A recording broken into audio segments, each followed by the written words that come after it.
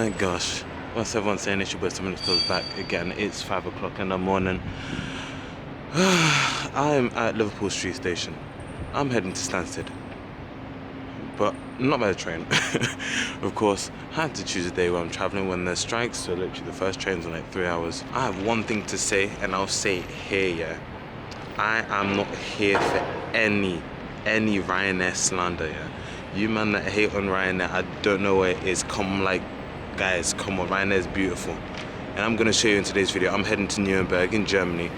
My bus up to the airport is in about 20 minutes, so I'm gonna show you how you can enjoy your Ryanair experience.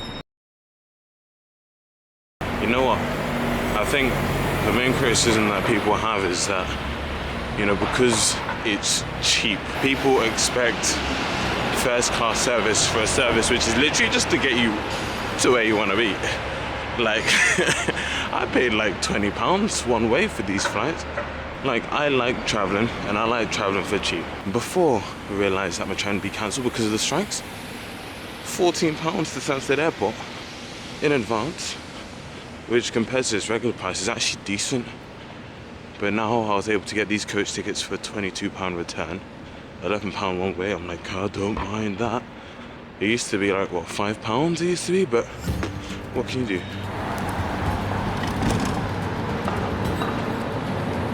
Oh, look at the people, look at the people. Yeah. Stansted is quite accessible by coach, especially if you can get to Central or East London quite easily. There used to be 4 different National Express services between Stansted and London before the coronavirus, but they've since been rearranged to 3 routes: the A6, the A8 and the A9. Other bus services are available. Today I was taking the A8 to the airplane station. Now I was flying to Nuremberg for a cheeky weekend in Bavaria, and it was much cheaper than flying direct to Munich with EasyJet or BA, which is what most people end up doing anyway. As you'll probably know, Ryanair is an ultra low cost airline, which basically means you get what you pay for. You want a hold bag? You paying. You want snacks on board? You paying. You want to choose your seat? You paying. You want to check in at the airport? You paying. You made a mistake on the booking? You paying. You just want to fly to your destination in probable peace? You paying, but not much. Ryanair achieves ultra low cost status by implementing a few things. Firstly, they fly to mostly secondary airports. You know, that's your Bruxelles Charleroi, your Paris Beauvais, your Luton, Stansted, Nurembergs, Milan fucking Bergamos. They most likely end up being the main or the only airline flying to said place, which means they can basically negotiate cheaper landing fees and the such, and can pass that saving on to the customer. They let you basically pay for what you want to pay for. It means that most of their revenue comes from all the stuff you pay for on top of your seat. And they fill them seats for sure. A lot of them seats actually. Ryanair fit in a cheeky 197 folk into the newest Boeing aircraft. They also save a lot of money on cost by stripping their planes to the bare bones, which you'll see later on, which saves time on servicing and cleaning planes, as they have very short turnaround times and use their aircraft very intensively. Now, it's not stupid to say that Ryanair hasn't had its fair controversies over the years, with some advertising gaffes, stuff about their treatment of staff, sometimes questionable customer service, but I have a rebuttal to that one. And the odd weird O'Leary comment or discussion or something, you know what I mean? Either way, God bless Ryanair. It's time to catch my flight, yeah.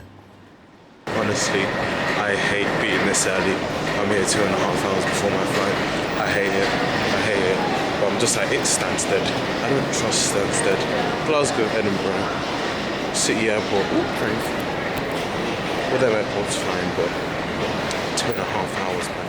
Mate, I've not flown out of here in about 2 and a bit years, not since before COVID. I've flown into Stansted, but why does it feel much less chaotic than it used to be? Where's the chaos? I come here 2.5 hours, but there's no chaos. What's going on?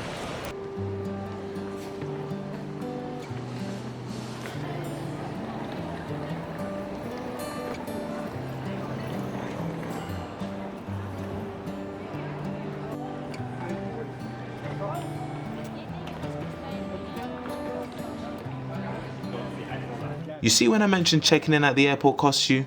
Yeah, up to £55. So, like everyone else who is normal, I checked in online. and you can do so from 24 hours before to 4 hours before. But if you pay for seat selection, you get to check in up to 60 days before. You know what time it is? Airport pint, baby, airport pint. Come on, let's go. Wait, first I need to drink my water. Get that bottle, keep it, and take it through.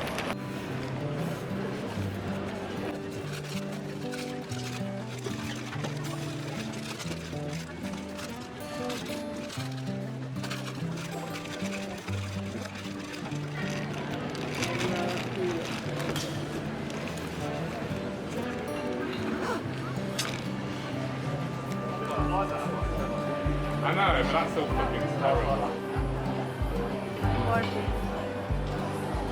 You know, it's absolute bullshit when they tell you to relax. How can you relax in this absolute stressful environment? Stansted is just, it's no joke, fam. This place is no joke. Oh my days, to have my euros.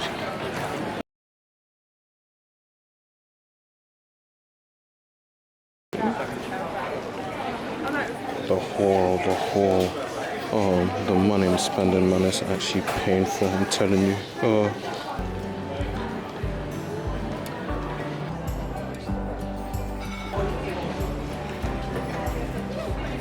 They're now showing 8:35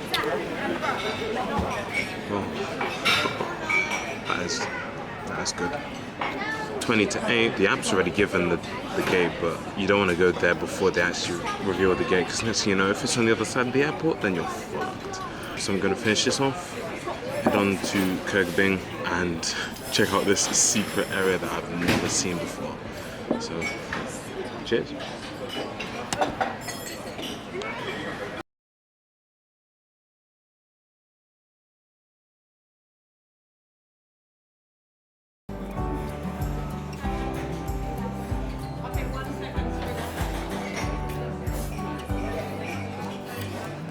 Time for a Kirkbing. You see it? I see it too. The big.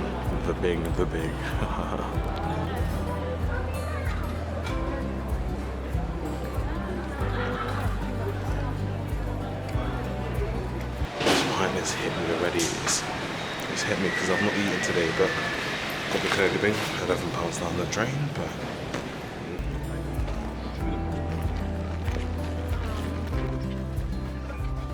so there's additional seating, but then there's the quiet seating area.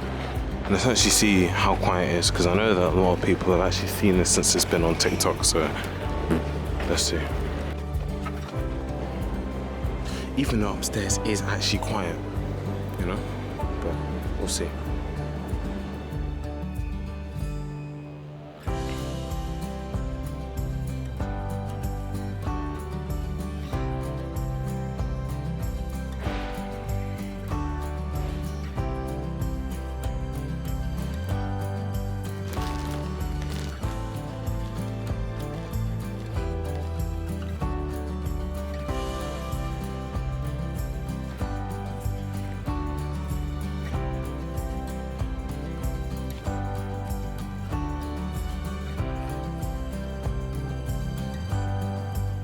£11 Burger King. I'll stick to the meal deal next time. A wise man drinking a Guinness next to me at Dublin Airport once told me, you don't need to rush to the gate for a flight. When you see boarding, it means everyone's queuing. And when it says final call, that's when you should be heading to the gate, because you'll have just started boarding. Also, that time it says the gate closes on the app, it's a lie. It's an absolute lie. Now, when boarding a Ryanair flight, you get split into two queues, priority and non-priority. Nowadays, the priority line is much longer than the non-priority, and I saw that it made no difference to what queue I ended up in. I could have easily been the first person on if I wanted to. There were a few cheeky folk that tried to sneak to the front of the priority queue, but nah mate, it wasn't happening. Straight to the back of the non-priority. And most people end up paying more for the priority queue than they need to. And that's how Ryanair get your moolah. Instead of pressing regular or plus, go to value, then add the bags on later. Easy. You want a priority boarding? So it honestly depends what airport you go to, because some airports you pay for priority on 2 bags, and the thing is you're literally lumped into the same queue, or you get onto the same bus as everyone. But to be fair, it doesn't actually matter when you board, it's all about where you're sitting for when you actually come off the plane. That's the most important. And I've got to say, Ryanair have hit me up for an 8. That's what I'm talking about. Don't have to pay extra or nothing. There we go.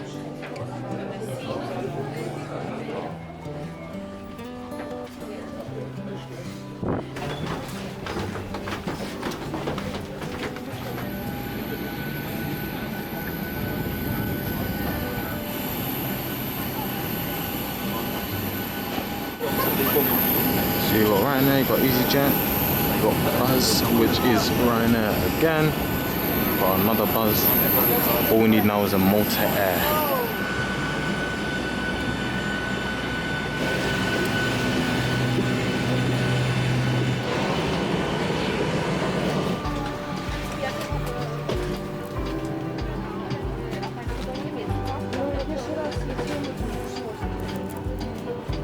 So, Payne, I got the aisle seat. Cost cutting. Told ya. Safety car plastered onto the seat, no seat back pocket, quite tight but manageable seat pitch.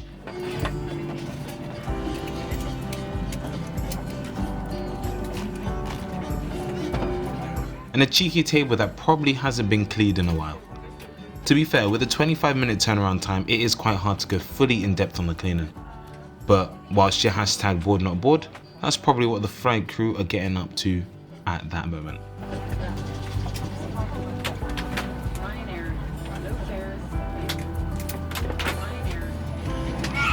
Of course, you got the stereotypical baby crying, you got auntie on the call during the safety briefing, and all that jazz. But I've got the best playlist for the ride.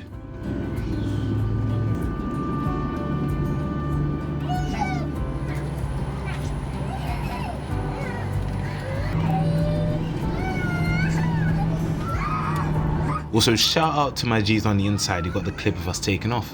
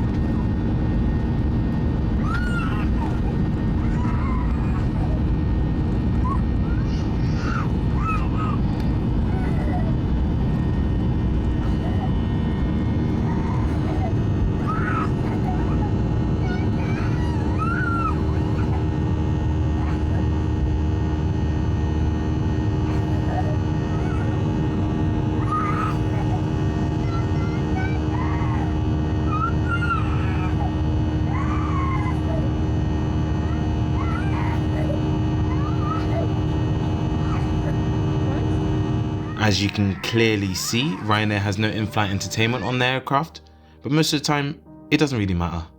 You're only flying short haul and your flight is probably going to be less than 90 minutes in most cases. I had my phone storage full of old TikToks at the ready. My For You page is quite questionable. And to be fair, I slept the whole flight, mate. I was chilling, you know. If you're feeling hungry, you can check out the lovely menu they've got and their meal deals, which are quite expensive, I can't lie. But I just get an actual meal deal on the ground. Or if I'm somewhere in Europe, I don't know, some random airport, I don't even know where I am, I just get I don't know, a €4 bottle of water. Yeah, times are tough sometimes, you know. I'm not trying to stay parched on these flights. Ryanair also seemed to do some good duty-free deals, I can't lie. And you can't forget the customary scratch card plug.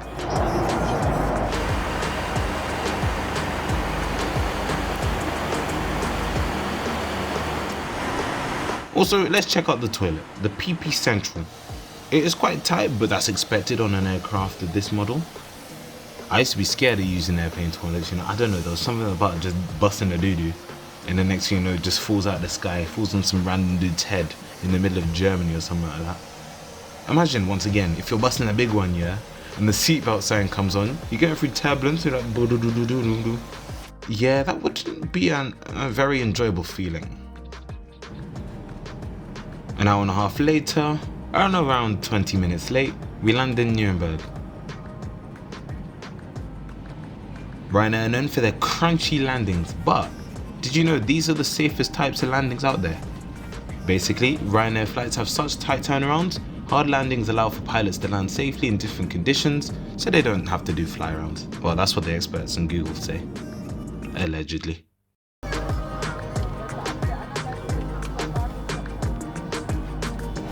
Oh, Nuremberg, baby. Oh, I am feeling German today. Oh. So, how much did I spend?